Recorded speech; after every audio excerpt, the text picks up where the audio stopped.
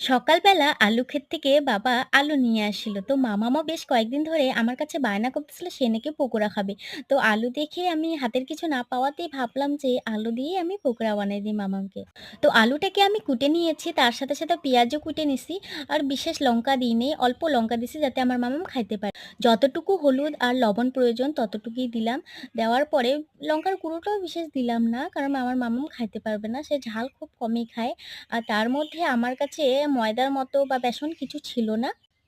তো আমার কাছে ছিল ওই যে পিঠে খাওয়ার কয়েকদিন আগে পিঠে খেয়েছিলাম। তো সেগুলার হচ্ছে চালের গুঁড়া ছিল। সেই চালের গুঁড়া দিয়েই আমি এই পকোড়াটা বানাবো। তো তার সাথে এই যে কড়াইটাকে গরম করে তেল দিয়ে দিলাম।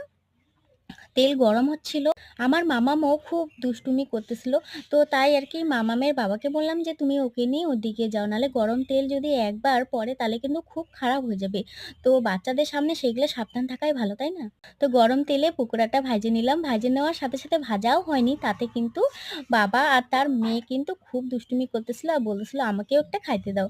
তো তার সাথে, সাথে ওদেরকে অমন করে একটা খাইতে দিলাম। দেওয়ার পরে একটু ভালো করে ভাজে নিচ্ছি। ভাজে নেওয়ার পর এগুলো কিন্তু অর্ধেক হয়েছে, অর্ধেক আরো ভাজা রয়েছে। কিন্তু আমার কাছে সময় নেই, তার জন্য তাড়াতাড়ি করতেছিলাম।